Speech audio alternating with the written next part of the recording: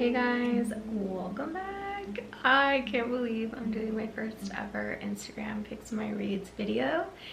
This one was so much fun to post on my stories and see feedback throughout the entire 24-hour poll, because at one point there was 2 books that were 50-50 literally up until the last hour, where I thought I was going to have to be the tiebreaker for it. So I just really enjoyed just myself as the poster, I guess, when posting it, to see everyone's votes.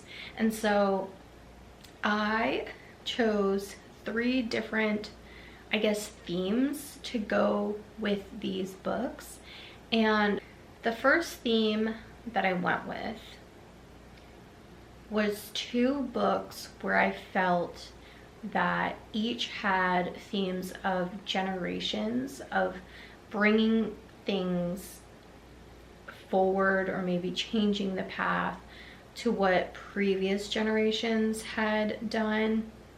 And so for me, I think these 2 books that I put together were just so perfect. And so I'm gonna put on the screen really quickly what the theme was. So the one on the left was the dragon, the egg, and the palm tree.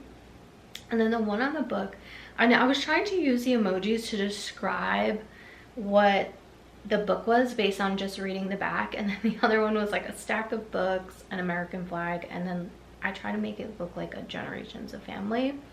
And of course, everyone picked the dragon.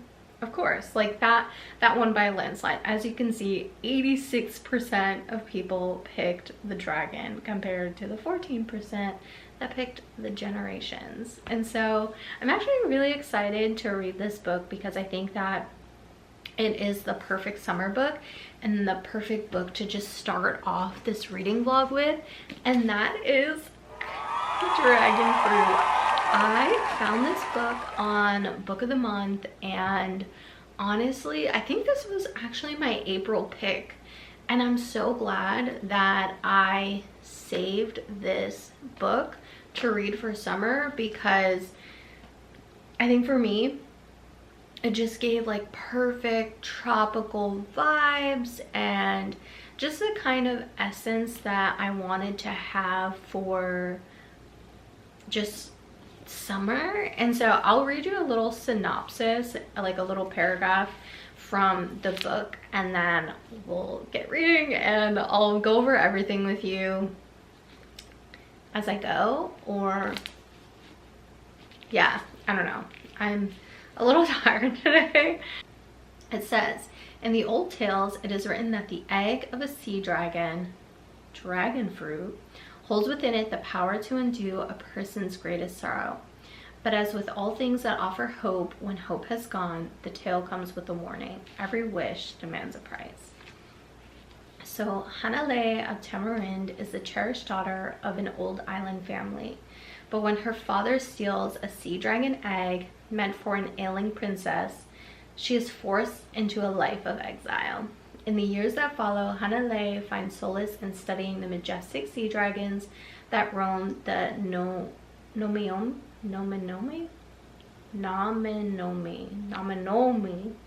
Sea. I'll get that right. Goodness. Until one day, an encounter with a female dragon offers her what she desires most, a chance to return home and to right a terrible wrong. And that's all I'm going to give you for now. I think we're going to end up just reading this whole book an entire day, because let's see how many pages. It's 350 pages. Oh goodness. And it's like big text. If you like look, it's like big text. So I feel like we're gonna be able to finish this today. Anyway, let's get reading.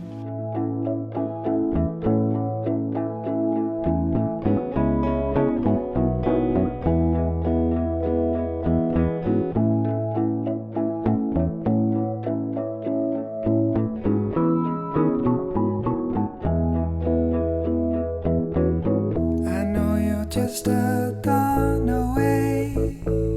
I keep thinking about that big sky I've seen so many times before, but it's something else today.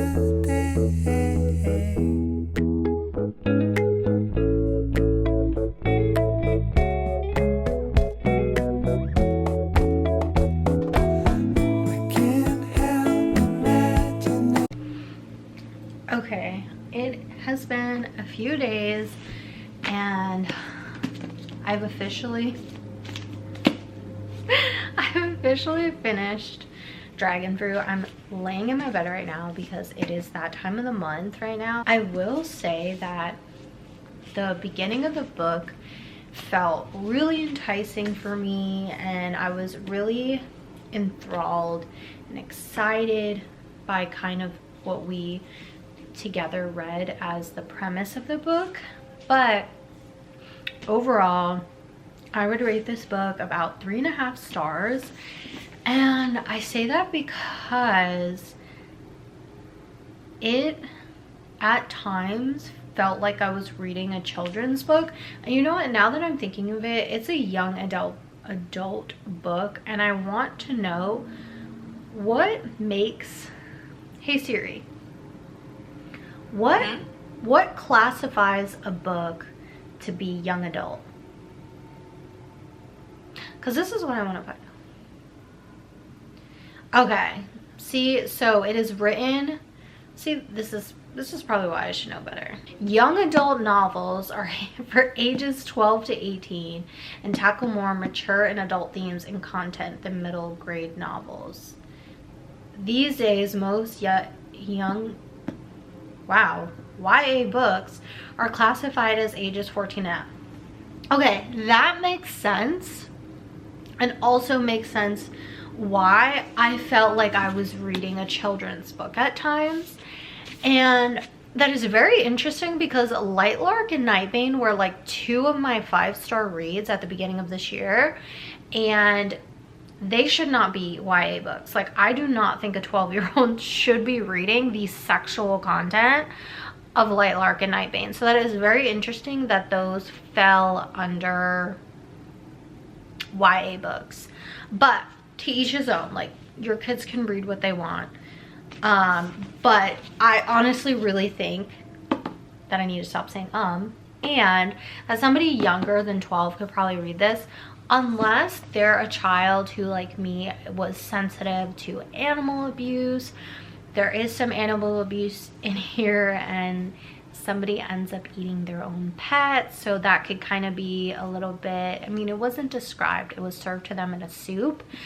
But this book very much felt like a side story, how do I want to describe it? Because it felt so similar to Moana in a sense where there, of course, it's about Pacific Islander culture and the myths, and so there's going to be similar themes. Let's just say that. And that's why, like I said, 3.5 stars, and maybe I should rate it higher knowing that this is a YA book.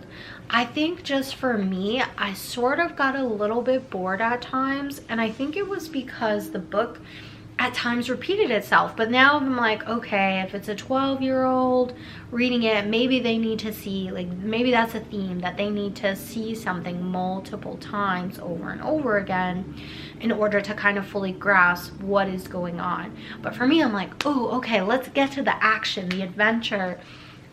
And it almost felt like at times there was missed action and adventure, and I feel this was more of a story about family and friends, and really based off of like that theme of like friendship and family, and that being a core value of these characters in the book. I also feel like we didn't get to see a lot more of the characters. I think that, and now that I'm thinking more too about why I chose 3.5 stars, is because we get character POV just from one character, but we get female main character POV from Hanalei, let's just say that. But then we don't get like the actual development. Like, we know what happened to her in the past and it's repeated multiple times, but we don't really get to see that development like through her mind. And we don't get to see that development of like why the relationship that she had with Sam was so special when they're young, and so special with the queen's daughter, and those type of things. Like, you see that it's sprinkled in there that it is special, but like you don't get to see the why.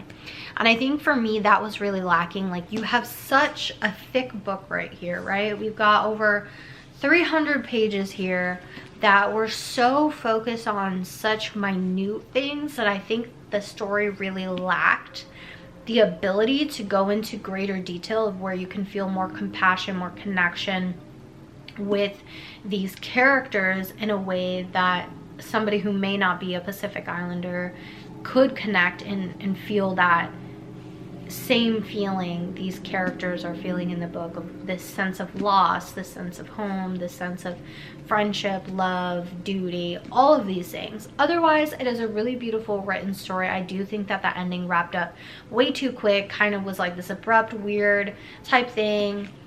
But either way, I'm happy that I got this book. I was intrigued by it either way, and I think now going forward, it definitely is going to kind of help me see that maybe young adult books are just something that I don't gravitate towards anymore.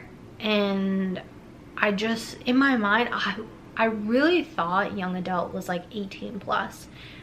So I'm glad that because when I think young adult, I'm like, okay, these are maybe even like 16 plus actually. So I'm like, okay, these are more adult content themes, but what I define as adult content, what somebody else defines as adult content is completely different, which, like I said, I get. Like, there's no, if you're looking for romance, there's no romance, babes.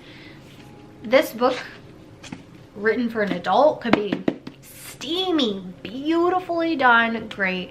But there is lots of love and compassion for animals, which I am such a huge animal lover, like oceanic animals. That's also another thing. Like, she could have gone so much more in depth about these beautiful creatures beyond the sea dragons, what really it was. And I think that for a standalone book, this really could have gone into so many different directions to be a 5-star read. So overall, again, 3.5 stars doesn't mean that it was terrible, but I think to get that extra 1.5 stars, those were my, thoughts and input on what could have made it a 5-star read. Moving on. Next book